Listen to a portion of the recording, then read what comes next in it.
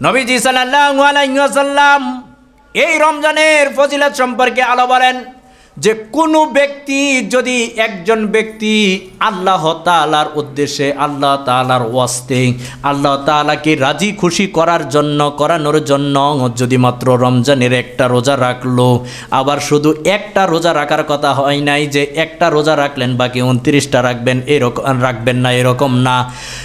বিশ্বনবী সাল্লাল্লাহু আলাইহি ওয়াসাল্লাম প্রত্যেকটা রোজার কথা আলাদা আলাদা বললেন যে রমজানের যদি একটা রোজা আল্লাহ জাল্লা জালালুহুর খুশি করানোর উদ্দেশ্যে কোনো বান্দা রাখলো, তাহলে নবীজি সাল্লাল্লাহু আলাইহি ওয়াসাল্লাম বলেন যে ওই ব্যক্তি থেকে জাহান্নামের দূরত্ব 70 বছরের রাস্তার সমান হয়ে যায়। বলেন সুবহানাল্লাহ।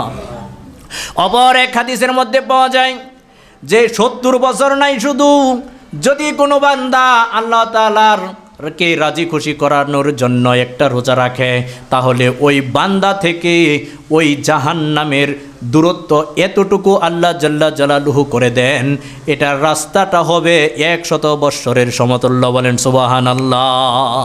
শুধু এটাই নয়, অপর এক হাদিসের মধ্যে এরপরে নবীজি সাল্লাল্লাহু আলাইহি ওয়াসাল্লাম আরো বর্ণনা করেন যদি কোনো বান্দা একদিন রমজানের রোজা আল্লাহ জাল্লা জালালুহুকে খুশি করানোর জন্য রাখলো, তাহলে এই জমিন থেকে আসমান পর্যন্ত কত দূরত্ব? হাদিসের মধ্যে পাওয়া যায় 500 বছরের রাস্তার দূরত্ব। আল্লাহ জাল্লা জালালুহু ওই ব্যক্তি এবং জাহান্নামের দূরত্ব এই 500 বছরের সমান দূরত্ব করে দেবেন। বলেন সুবহানাল্লাহ। আল্লাহুম্মা সাল্লি আলা মুহাম্মাদ وعلى آل محمد كما صليت على إبراهيم وعلى آل إبراهيم إنك حميد مجيد اللهم بارك على محمد وعلى آل محمد كما باركت على إبراهيم وعلى آل إبراهيم إنك حميد مجيد بلغ العلا بكماله كشف الدجى بجماله حسنت جميع خصاله صلوا عليه وآله यहाँ हम सब मुसाफिर हैं ओही आखिर ठिकाना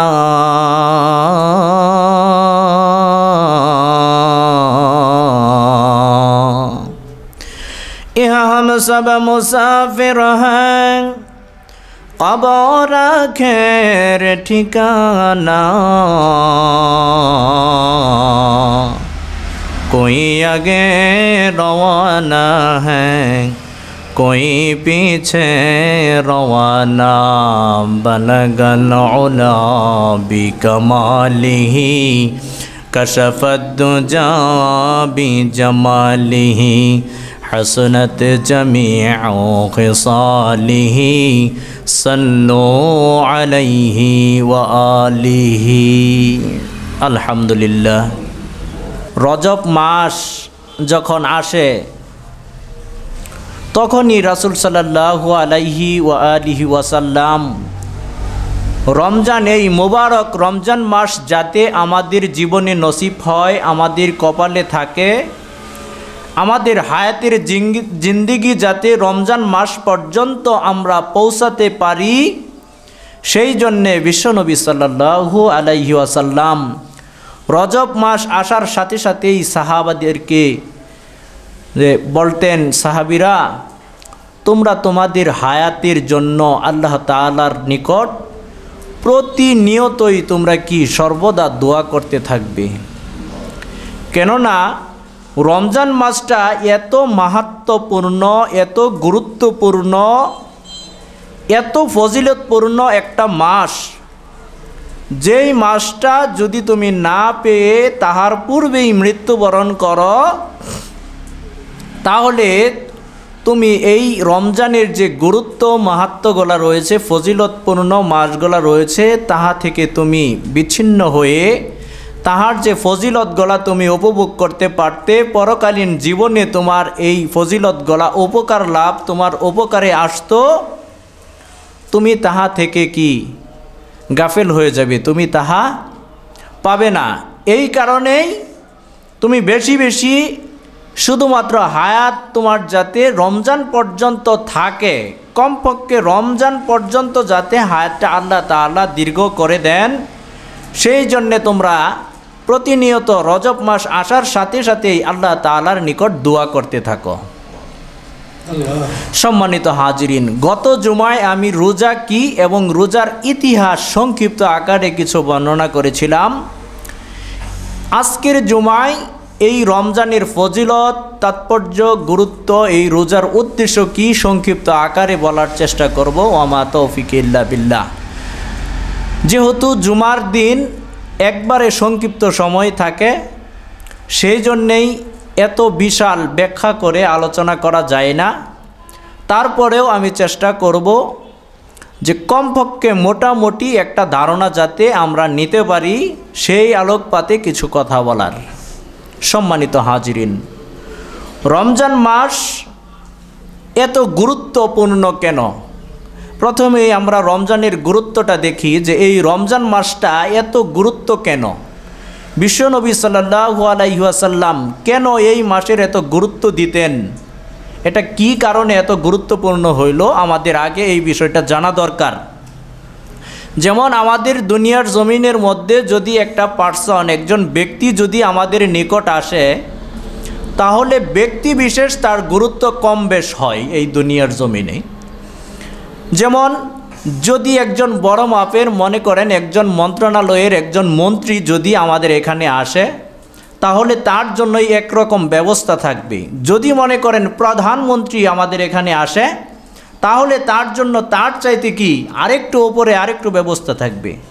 যদি মন্ত্রীর জায়গার মধ্যে এমপি সাহেব আসে, তাহলে কি তার জন্য ওই রকম একটা ব্যবস্থা থাকবে। আমরা কি ব্যক্তি বিশেষ, তার জন্য আমরা গুরুত্ব দিয়ে থাকি যে এইখানে এই ব্যক্তিটা আসতেছে, এটা খুব গুরুত্বপূর্ণ কাজ, এই রকমভাবে এটা সাজাতে হবে, এইভাবে তাকে রিসিভ করতে হবে। তাহলে এই রমজানটা কেন এত গুরুত্ব হলো, এটার কেন এত গুরুত্বপূর্ণ আমাদের প্রথমে এটা জানতে হবে। তারপর আমরা রমজানের উদ্দেশ্য কি, ফজিলত কি, সেই বিষয়ে আলোকপাত করার চেষ্টা করব ইনশাআল্লাহ। সম্মানিত হাজিরিন, বিশ্বনবী সাল্লাল্লাহু আলাইহি ওয়া আলিহি ওয়াসাল্লাম রমজান মাস সম্পর্কে এত গুরুত্বের কথা কেন বর্ণনা করেছেন?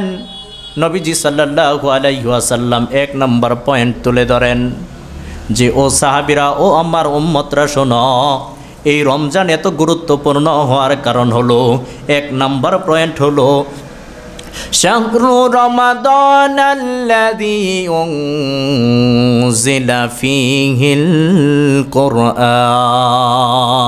আল্লাহু আকবার। আল্লাহ জাল্লা জালালুহু এই রমজান মাসে এই পবিত্র কুরআনুল কারীমকে দুনিয়ার জমিনের মধ্যে প্রেরণ করেছেন। সেই জন্যে বিশ্বনবী সাল্লাল্লাহু আলাইহি ওয়াসাল্লাম এই রমজানের এক নম্বর গুরুত্ব তুলে ধরেছেন যে এই রমজানটা এত গুরুত্বপূর্ণ হলো, এক নম্বর কারণ হলো এই রমজান মাসে পবিত্র কুরআনুল কারীম দুনিয়ার জমিনের মধ্যে এসেছে। তাহলে আমরা সংক্ষিপ্ত আকারে গুরুত্বগুলা জানবো। এই গুরুত্বগুলার একটা ব্যাখ্যাও করব না, সংক্ষিপ্ত আকারে শুধু গুরুত্বগুলা জানবো যে কি কারণে এই রমজান মাস এত গুরুত্বপূর্ণ হলো, আমাদের মনে রাখতে হবে। তাহলে আমরা এক নাম্বার কারণ কি পেলাম, এই পবিত্র রমজানুল মুবারক মাসে পবিত্র কুরআনুল কারীম আল্লাহ জাল্লা জালালুহু লৌহে মাহফুজ থেকে দুনিয়ার আসমানের মধ্যে অবতীর্ণ করেছেন। দুই নাম্বার, এই রমজান মাস এত গুরুত্বপূর্ণ হওয়ার কারণ হলো বিশ্ব নবী সাল্লাল্লাহু আলাইহি ওয়া আলিহি ওয়াসাল্লাম যখন রমজান মাস অতি সন্নিকটে আসতো, তখন সাহাবাদেরকে ডেকে ডেকে এই রমজানের সুসংবাদ দিত। বলেন সুবহানাল্লাহ। সাহাবাদেরকে নবীজি সাল্লাল্লাহু আলাইহি ওয়াসাল্লাম স্মরণ করিয়ে দিতেন, সাহাবারা রমজান মাস আমাদের অতি সন্নিকটে এসেছে, তোমরা তার জন্য বিভিন্নভাবে প্রস্তুতি নাও। রমজানের রোজা রাখার জন্য, রমজানের ইবাদতগুলা বাড়িয়ে দেওয়ার জন্য আমাদের যেইভাবে প্রস্তুতি গ্রহণ করার দরকার, তোমরা সেইভাবে প্রস্তুতিগুলা কি করো, সম্পন্ন করো। আমরা যদি মনে করেন একটা জায়গায় যাওয়ার উদ্দেশ্যে, একটা আত্মীয়র বাড়িতে যাওয়ার উদ্দেশ্যে রওনা দেই, তাহলে কি আমাদের একটা প্রস্তুতি থাকে, ভালো পোশাক আশাক, সুগন্ধি ব্যবহার, এইভাবে তারপরে আমরা কিভাবে যাব, এই ধরনের প্রস্তুতি আমাদের থাকে। সাহাবীদেরকে নবীজি সাল্লাল্লাহু আলাইহি ওয়াসাল্লাম এই রমজানের সুসংবাদ ডেকে ডেকে বলেছেন যে সাহাবারা, রমজান সন্নিকটে চলে এসেছে, তোমরা এটা সুসংবাদ গ্রহণ করো এবং রমজানের জন্য কি করো, প্রস্তুতি গ্রহণ করো। 3 নম্বর কারণ, 3 নম্বর গুরুত্বের কারণ হলো নবীজি সাল্লাল্লাহু আলাইহি ওয়া আলিহি ওয়াসাল্লাম সাহাবাদেরকে বলেছেন, এই যে এই রমজান মাস আসছে, এই রমজান মাস কেন এত গুরুত্বপূর্ণ জানেননি? এই রমজান মাস এত বরকতপূর্ণ একটা মাস যে অন্যান্য সময় যদি কোনো বান্দা একটা নেক আমল করে তাহলে তার আমল নামার মধ্যে একটা নেক আমলই দেওয়া হয়, কিন্তু এই রমজান মাস আসার সাথে সাথে আল্লাহ জাল্লা জালালুহু কোনো বান্দা যদি একটা নেক আমল করে, আল্লাহ জাল্লা জালালুহু তার আমল নামায় 70টা নেক আমল তুলে দেন, বলেন সুবহানাল্লাহ। তাহলে কি রকম ফজিলতপূর্ণ মাস যে একটা নেক আমলের বিনিময়ে আল্লাহ জাল্লা জালালুহু আমাদের আমল নামায় 70টা আমল দিয়ে দিচ্ছেন। 69টা আমল আমাদের করতে হচ্ছে না, আমরা কি ফ্রি পেয়ে যাচ্ছি, সাথে কি ফ্রি পেয়ে যাচ্ছি। একটা আমলের বদৌলতে আল্লাহ জাল্লা জালালুহু আরও 69 গুণ বাড়িয়ে 70 গুণ করে আমাদের এই সওয়াবগুলা বৃদ্ধি করে আমাদের আমল নামায় দিয়ে দেন। সম্মানিত হাজিরিন, 4 নম্বর কাজ, 4 নম্বর কারণ হলো এই রমজান মাস গুরুত্বের 4 নম্বর কারণ হলো এই রমজান মাস পবিত্র কুরআনুল কারীমের মধ্যে আল্লাহ জাল্লা জালালুহু এই রমজান মাস সম্পর্কে ঘোষণা করেছেন, কিন্তু অন্যান্য মাসের নাম পবিত্র কুরআনুল কারীমের মধ্যে আল্লাহ রাব্বুল আলামিন দেন নাই। কিভাবে এই আল্লাহ রাব্বুল আলামিন পবিত্র কুরআনুল কারীমে এই রমজান মাসকে, এই যে একটু আগেই আমি আপনাদের সম্মুখে পাঠ করলাম, শাহরু রমাদান আল্লাযী, আল্লাহ জাল্লা জালালুহু এই রমজান মাস নিজেই এই রমজান মাসের নাম ঘোষণা করে দিলেন। এই রমজান মাসের নাম ঘোষণা করার কারণেই শুধু তাই নয়, এই রমজানেই আমাদের জন্য রোজাকে কে ফরজ করে দিলেন? কোনো বান্দা আমাদের উপর চাপিয়ে দেয় নাই, কোনো নবী আমাদের উপর এই রোজাকে চাপিয়ে দেয় নাই। আল্লাহ জাল্লা জালালুহু স্বয়ং নিজেই আমাদের উপর রোজাকে ফরজ করে দিলেন, বলেন সুবহানাল্লাহ। কিভাবে ফরজ করে দিলেন? ইয়া আইয়ুহাল্লাযীনা আমানু কুতিবা আলাইকুমুস সিয়াম কামা কুতিবা আলাল্লাযীনা মিন ক্বাবলিকুম লাআল্লাকুম তাত্তাকুন। আল্লাহ জাল্লা জালালুহু কি করলেন? আমাদের উপরে কি রমজানের এই রোজার বিধানকে ফরজ করে দিলেন যে ওই দুনিয়ার মানুষ, হে মুমিনগণ শোনো, তোমাদের উপর এই রমজানের রোজাকে আমি ফরজ করে দিয়েছি, কামা যেমনইভাবে তোমাদের পূর্ববর্তীদের উপর ফরজ করে দিয়েছিলাম। 5 নম্বর গুরুত্বের কারণ, সম্মানিত হাজিরিন, 5 নম্বর গুরুত্ব সম্পর্কে বিশ্ব নবী সাল্লাল্লাহু আলাইহি ওয়াসাল্লাম সাহাবীদেরকে বলতেছেন, সাহাবারা শোনো, এই রমজান মাসের এত গুরুত্ব কেন জানোনি? এই রমজান মাসে আল্লাহ জাল্লা জালালুহু জান্নাতের যে 8টা দরজা রয়েছে, এই জান্নাতের 8টা দরজা, সকল দরজাকেই আল্লাহ জাল্লা জালালুহু ওপেন করে দেন, বলেন সুবহানাল্লাহ। এটা কোনো সময়ই খোলা থাকে না, এটা অন্যান্য সময় নির্দিষ্ট কিছু কিছু বান্দার আমলের প্রেক্ষিতে জান্নাতের দরজাগুলো খুলে দেওয়া হয়।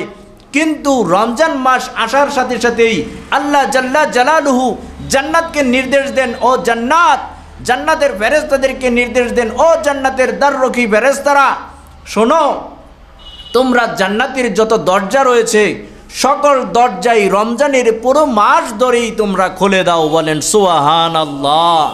তাহলে এটা 5 নাম্বার গুরুত্বের কারণ। আমরা প্রত্যেকটা গুরুত্বই তো বুঝতেছি যে এই রমজান মাস এত গুরুত্বপূর্ণ হওয়ার কি কারণগুলা, বিশাল বিশাল কারণ। প্রত্যেকটার যদি ব্যাখ্যা করতে যাই অনেক সময় এক একটার ব্যাখ্যায় এক এক জুমার প্রয়োজন। সম্মানিত হাজিরিন, শুধুমাত্র খালি আমি কারণগুলা মনে করিয়ে দিচ্ছি কি কারণে রমজান এত গুরুত্বপূর্ণ হলো। তবে আমাদের কারণগুলা কি করতে হবে? মনে রাখতে হবে। 6 নাম্বার কারণ, নবীজি সাল্লাল্লাহু আলাইহি ওয়াসাল্লাম 6 নাম্বার কারণের কথা বলেন যে ও সাহাবীরা, জান্নাতের দরজাই শুধু আল্লাহ জাল্লা জালালুহু তোমাদের জন্যই খুলে দেন না। শুধু তাই নয়, জাহান্নামের রমজানের চাঁদ ওঠার সাথে সাথেই জাহান্নামের যত দরজা রয়েছে, জাহান্নামের দারোগা, জাহান্নামের দ্বাররক্ষী প্রধান ফেরেশতা হলো মালিক। ওই মালিককে আল্লাহ জাল্লা জালালুহু নির্দেশ দেন, ও মালিক, রমজানের চাঁদ ওঠার সাথে সাথেই জাহান্নামের সকল দরজাগুলা তুমি বন্ধ করে দিবে। বলেন সুবহানাল্লাহ। তাহলে রমজান মাসের গুরুত্বগুলা কেন? রমজানের এত গুরুত্বর কারণ হলো জান্নাতের সকল দরজাই খুলে দেওয়া হয়, জাহান্নামের সকল দরজা বন্ধ করে দেওয়া হয়। তাহলে আচ্ছা বলুন তো, রমজানে যদি আমি মৃত্যুবরণ করি তাহলে আমার রূহটা কোথায় স্থান পাবে? জান্নাত। সরাসরি কোনো বান্দা যদি অপরাধীও হয়, রমজান মাসে যদি কোনো বান্দা মৃত্যুবরণ করে তাহলে সরাসরি সাথে সাথেই তার কি আযাবের অ্যাকশন শুরু হবে না, সাথে সাথেই কি হবে না, সে অপরাধী। তারপরেও রমজান মাস চলে যাওয়ার পর শাওয়াল মাস শুরু হওয়ার সাথে সাথেই তার যদি আযাব দেওয়ার প্রয়োজন হয় তাহলে তাকে কি 1 মাস সে বিশ্রাম নিতে পারবে। তাহলে রমজানের গুরুত্বটা কীরকম যে একজন অপরাধী ব্যক্তিও যদি রমজান মাসে মৃত্যুবরণ করে তাহলে সাথে সাথেই তার কবরের আযাব শুরু হয় না, কবরের আযাবটা বন্ধ থাকে। 1 মাস অতিবাহিত হওয়ার পর অথবা রমজানের যতদিন রয়েছে ততদিন অতিবাহিত হওয়ার পর তার কবরের মধ্যে আযাব শুরু হবে। তাহলে কি পরিমাণ গুরুত্ব এই রমজানের! শুধু তাই নয়, নবীজি সাল্লাল্লাহু আলাইহি ওয়াসাল্লাম সাহাবাদেরকে ডাক দিয়ে বলেন, ও সাহাবারা, জান্নাতের দরজায় আল্লাহ জালালুহু শুধু খুলে দেন না, জাহান্নামের দরজাগুলোই শুধু তোমাদের জন্য বন্ধ করে দেন না। আরও একটা বড় গুরুত্বের কারণ হলো আল্লাহ জাল্লা জালালুহু এই পুরো রমজান মাস, রমজানের চাঁদ ওঠার উদিত হওয়ার সাথে সাথেই শয়তান যে ইবলিস রয়েছে, এই শয়তানকে আল্লাহ জাল্লা জালালুহু জাহান্নামের শিকল দ্বারা বেষ্টন করে রাখেন। বলেন সুবহানাল্লাহ।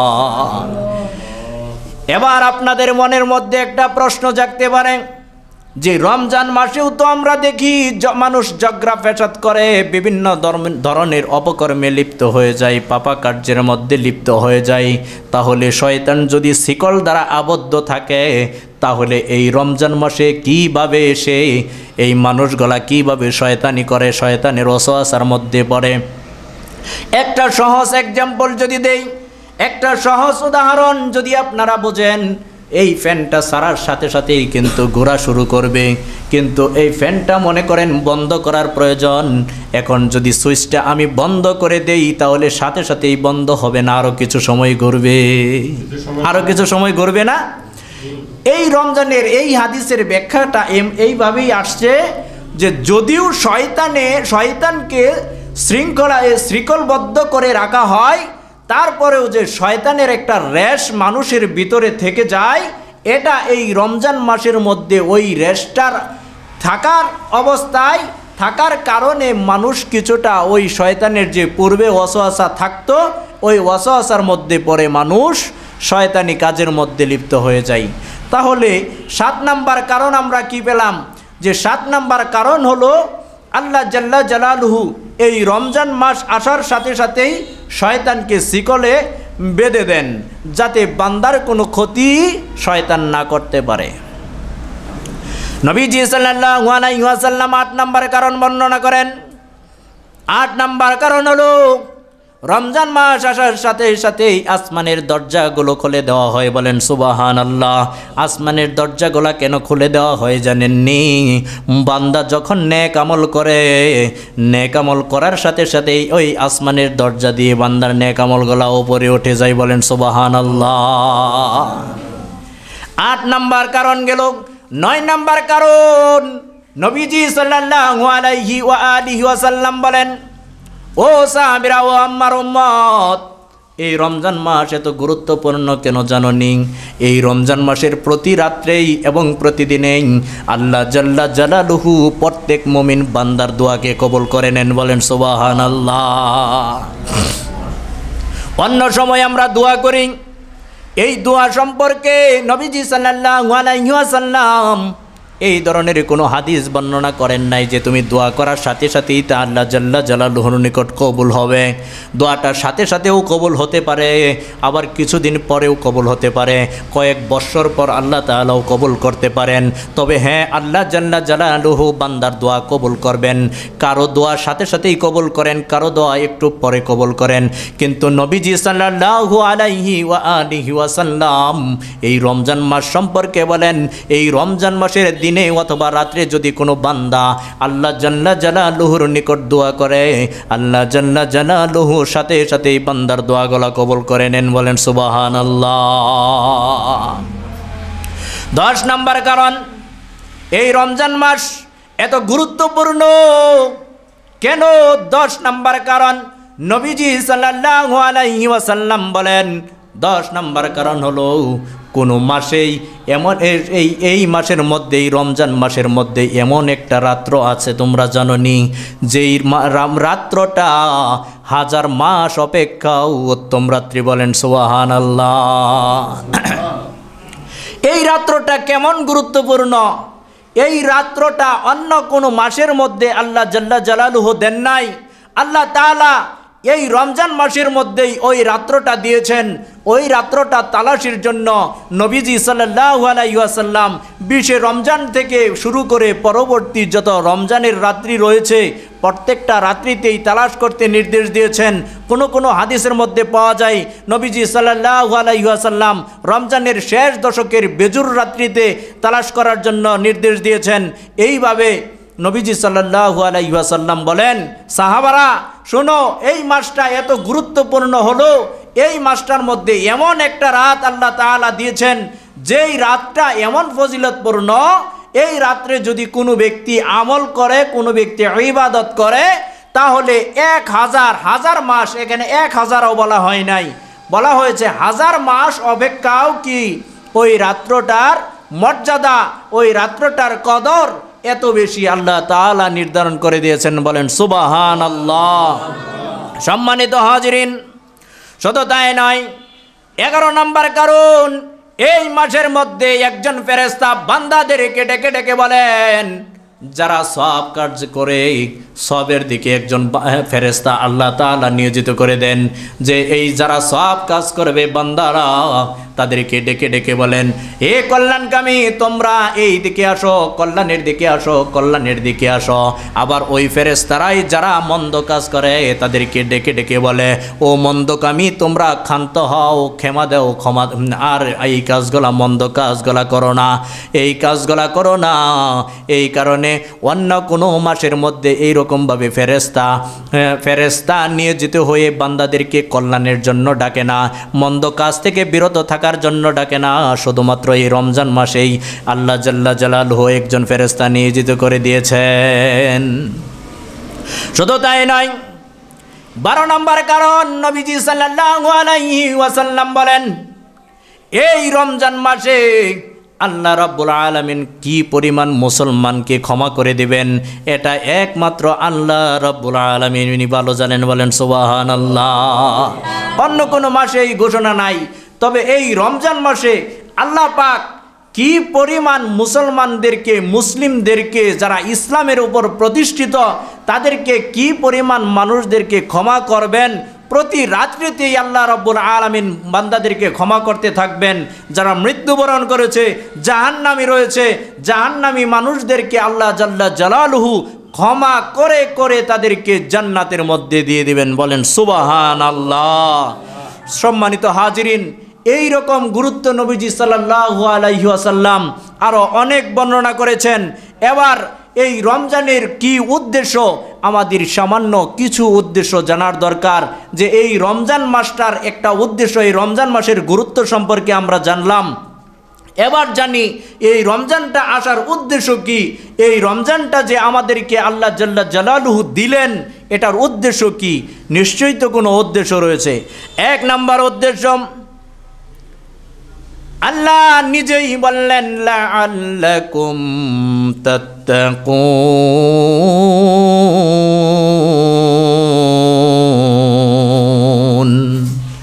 আল্লাহ রাব্বুল আলামিন বলেন, ও বান্দারা, তোমাদের উপর রমজানের রোজাকে কেন চাপিয়ে দিয়েছি, কেন তোমাদের উপর এই বিধানকে দিয়েছি জাননি?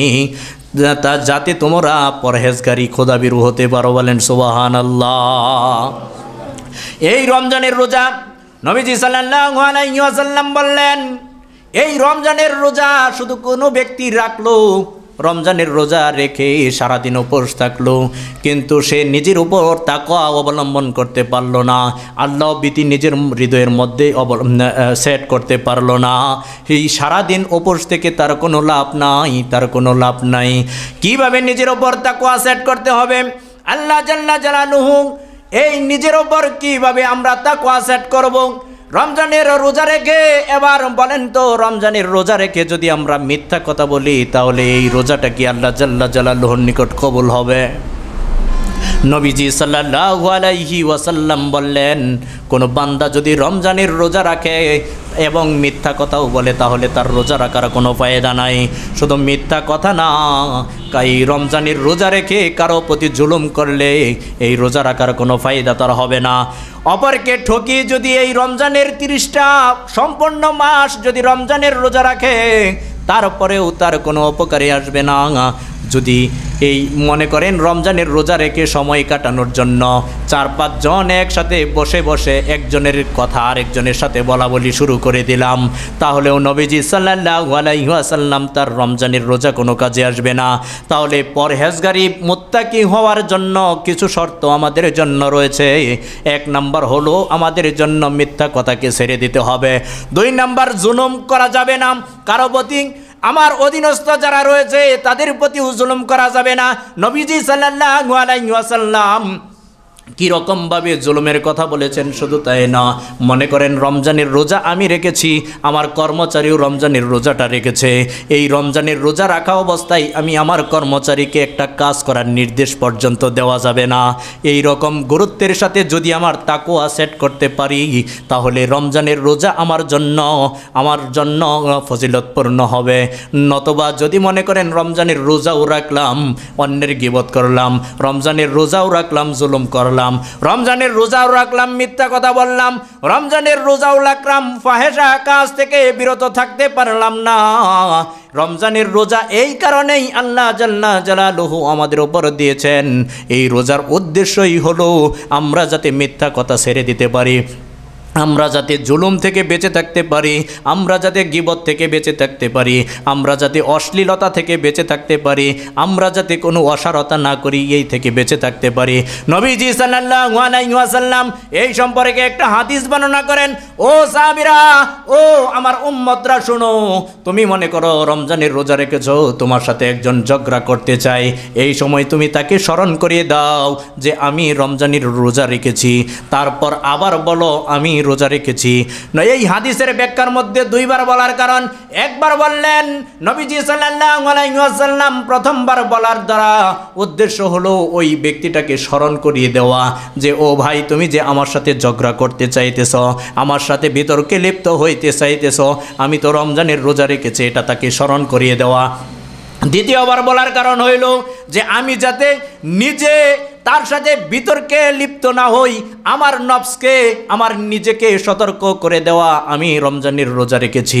এইভাবে নবীজি সাল্লাল্লাহু আলাইহি ওয়া আলিহি ওয়াসাল্লাম বান্দাদেরকে উম্মতদেরকে স্মরণ করিয়ে দিচ্ছেন যে রমজানের রোজার উদ্দেশ্য শুধু না খেয়ে সারাদিন রোজা রাখা না। এই রমজানের উদ্দেশ্য হলো এক কথায় সকল প্রকার ফাহেসা এবং গুনাহের কাজ থেকে যদি আমরা বিরত থাকতে পারি, এটাই হলো রমজানের রোজা রাখার উদ্দেশ্য। শুধু তাই নয়, এই রমজানের রোজা রেখে আল্লাহ জাল্লা জালালুহু আমাদের ওপর এই রোজাকে দিলেন। এই রোজা আল্লাহ রাব্বুল আলামিন যদি আমাদেরকে না দিতেন, এত ফজিলতপূর্ণ মাস আমরা পেতাম না। এই রমজানের রোজার উদ্দেশ্য হলো আল্লাহ জাল্লা জালালুহুর আমাদের অসংখ্য অনেক অনেক শুকরিয়া আদায় করা প্রতিদিন, যে আল্লাহ রাব্বুল আলামিনের নিকট দোয়া করা, ওগো মাবুদ আপনি যদি এত একটা ফজিলতপূর্ণ মাস আমাদেরকে না দিতেন তাহলে তো আমরা পেতাম না। আমরা চাইলেও ইচ্ছা করলে এই রমজানের রোজাকে ফরজ করাইতে পারতাম না। কোনো নবী পারে নাই কোনো কিছু ফরজ করানোর জন্য। একমাত্র আল্লাহ রাব্বুল আলামিনই ইচ্ছা যেটা করেন, একমাত্র আল্লাহ রাব্বুল আলামিনই দয়া করে মায়া করে রমজানের রোজাকে আমাদের ওপর দিয়েছেন। যদিও অনেকে এই রমজানের রোজাকে কষ্ট মনে করে, আসলে বাহ্যিক দৃষ্টিতে যদিও দেখা যায় রমজানের রোজা রাখা কষ্টকর, কিন্তু এই কষ্টের বিনিময়ে আল্লাহ রাব্বুল আলামিন কোটি কোটি গুণ বেশি আমাদেরকে এটার ফলাফল দিয়ে দেবেন। বলেন সুবহানাল্লাহ। মনে করেন সারাদিন একটা কাজ, এত কষ্টের কাজ দিয়েছে, কিন্তু এটার একটা ফলাফল রয়েছে যে আমি এই সারাদিন যদি কাজ করি, কষ্টের কাজটা হলেও সন্ধ্যাবেলায় আমাকে 5,000 টাকা দেওয়া হবে। তাহলে যতই কষ্ট হোক না কেন, এই কষ্টটা কি এত কষ্ট মনে করে ওই ব্যক্তিটা কাজ করবে? তার মনের মধ্যে একটা চিন্তা থাকবে যে একটু কষ্ট হলে হোক না, কিন্তু সন্ধ্যা হওয়ার সাথে সাথেই তো আমি 5,000 টাকা পাবো। নবীজি সাল্লাল্লাহু আলাইহি ওয়াসাল্লাম বলেন। এবার কয়েকটা ফজিলতের কথা বলি একবারে সংক্ষিপ্ত সময়, এই কারণে নবীজি সাল্লাল্লাহু আলাইহি ওয়াসাল্লাম বললেন যে এই রমজানের রোজা কষ্টের মনে করো না। এই রমজানের রোজার জন্য যারা রোজাদার তাদের জন্য রয়েছে 2টা খুশি। কয়টা? 2টা খুশি। নবীজি সাল্লাল্লাহু আলাইহি ওয়াসাল্লাম বলেন, একটা খুশি যখন সারাদিন সে রোজা রাখে, পেটের মধ্যে ক্ষুধা অনুভব করে, অশ্লীল অসারতা কাজ থেকে বিরত থাকে, সারাদিন বিরত থাকার পর যখন ইফতারিটা সামনে নিয়ে উপস্থিত হয়, এই ইফতারিটা সামনে নিয়ে উপস্থিত হওয়ার পর মনে করেন 2 মিনিট সময় আছে, তারপরও কি কেউ এই একটু চেক করে দেখে? আমরা কি কেউ চেক করে দেখব এরকম যে এই যে 2টা মিনিট আছে, লবণটা কীরকম হয়েছে একটু দেখি তো? মনে করেন কীরকম একটা ধৈর্যের পরীক্ষা। সারাদিন রোজা থাকার পরে সামনে খাবার এসেছে, মাত্র 1 মিনিট আছে, তারপরেও একটু চেক করে কেউই দেখে না যে একটু চেক করে দেখি। এই বিষয়টাই আল্লাহ জাল্লা জালালুহুর নিকট ভালো লাগে যে এই যে বান্দা এটা দুনিয়ার কাউকে ভয় করলো না, আমি আল্লাহ রাব্বুল আলামিনকে বান্দা ভয় করে সামনে খাবার নিয়ে বসে আছে। ইচ্ছা করলে আড়ালে গিয়ে খানাটা খাইতে পারতো, ইচ্ছা করলে মনে করেন পানি আমি ওযু করতেছি, ইচ্ছা করলে এক ডুব পানি আমি খেয়ে নিতে পারতাম, কেউই আমাকে দেখতো না। ইচ্ছা করলে বান্দা ঘরের ভিতরে একা একা ঢুকে খাবার খেয়ে তারপর আবার বের হয়ে যেতে পারতো। আল্লাহ রাব্বুল আলামিন ফেরেশতাদেরকে এইভাবে ডেকে ডেকে, এটার ব্যাখ্যা বিশাল, এইভাবে ডেকে ডেকে আল্লাহ রাব্বুল আলামিন ফেরেশতাদেরকে কথোপকথন করেন রমজানদের রোজাদার সম্পর্কে। নবীজি সাল্লাল্লাহু আলাইহি ওয়াসাল্লাম ওই যে বললেন 1 নাম্বার খুশি হলো যখন রমজানের রোজার ইফতারিটা যখন রোজাদার সামনে নিয়ে বসে যায় এবং ইফতারির সময় হয়ে যায়, যখন ইফতারিটা করে, ইফতারিটা করার পর যখন পেটের মধ্যেও শান্তি অনুভব করে, মনের মধ্যেও প্রশান্তি অনুভব করে, এটা হলো দুনিয়ার একটা খুশি। কিন্তু আল্লাহ জাল্লা জালালুহু হাশরের ময়দানে বান্দার জন্য আরেকটা খুশি নির্ধারণ করে রেখেছেন। হাশরের ময়দানে কি নির্ধারণ করে রেখেছেন? যে আল্লাহ জাল্লা জালালুহু বান্দাদেরকে অন্যান্য সকল পুরস্কার, সকল প্রতিদান আল্লাহ রাব্বুল আলামিন ফেরেশতাদেরকে বলবেন দিয়ে দিতে, কিন্তু আস-সাওমু লি ওয়া আনা আজজি বিহি, আল্লাহ জাল্লা জালালুহু বললেন এই রমজানের রোজা আমি আল্লাহর জন্য, আমি আল্লাহ তাআলাই নিজেই ইয়ার প্রতিদান দেব। বলেন সুবহানাল্লাহ। এটা কি প্রতিদান আল্লাহ রাব্বুল আলামিন দিবেন? একমাত্র আল্লাহ রাব্বুল আলামিন নিজেই জানেন, এটা কাউকে প্রকাশ করে দেন নাই, এটা বিশ্বনবী প্রকাশ করে দেন নাই।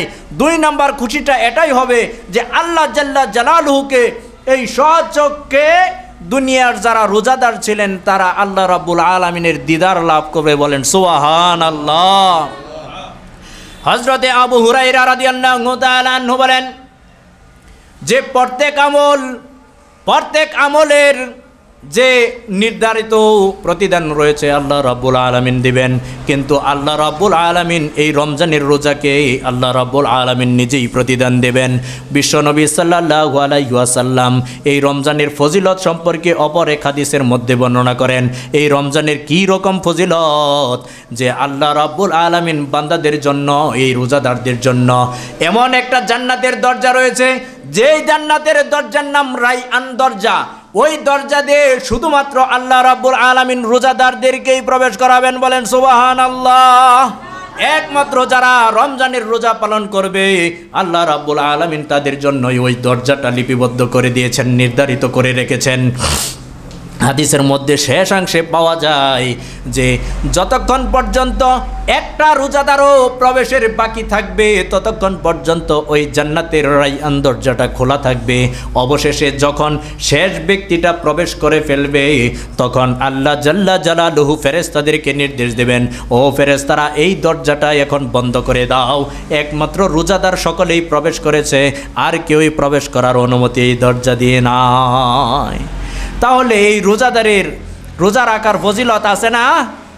এই রমজানের রোজাদারের জন্য আল্লাহ জাল্লা জালালুহু একটা দরজা নির্ধারণ করে রেখেছেন যে এই একটা দরজা দিয়ে বেহেশতের মধ্যে শুধুমাত্র কারা প্রবেশ করবে? রোজাদাররা।